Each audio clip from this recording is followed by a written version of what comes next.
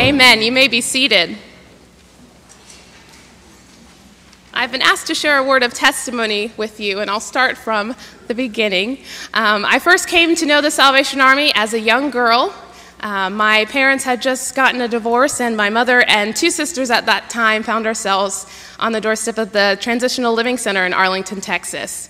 And from there, I became very involved with the Salvation Army, going to all of the programs that they had to offer for youth, attending camp, and other things that the Salvation Army had to offer for kids my age and for my sisters as well.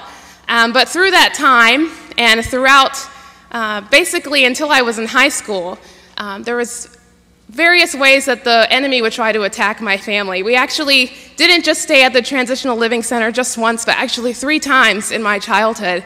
And the last 2 times was due to the relapse of my stepfather, who had been involved in drugs in his youth.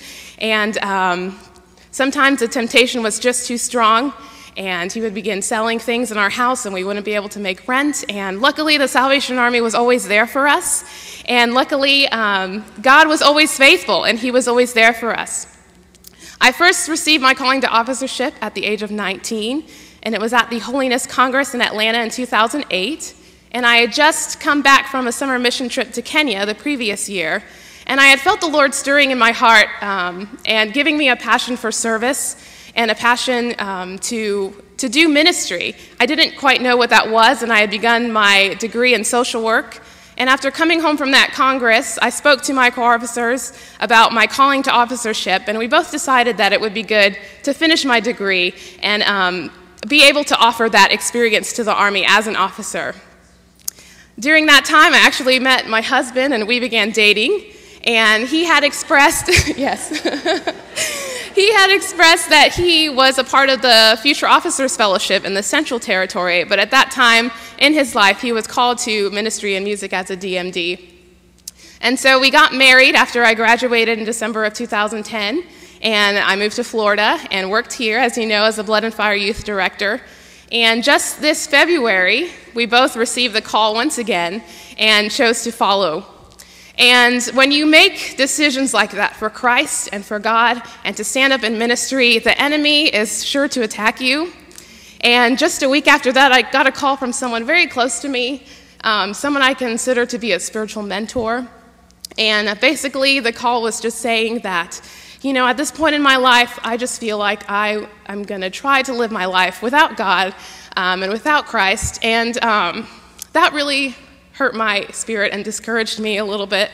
And just a couple days later, I got a call from my father stating that he had relapsed again, asking for prayer. And throughout my life, obviously through all of the different ways that my family has been attacked by the enemy, I used to be ashamed of my testimony and ashamed of where I came from. But I know now that God gave me that life to give me a compassionate heart. And I think sometimes the devil knows what our strengths are, and they can often become our weaknesses.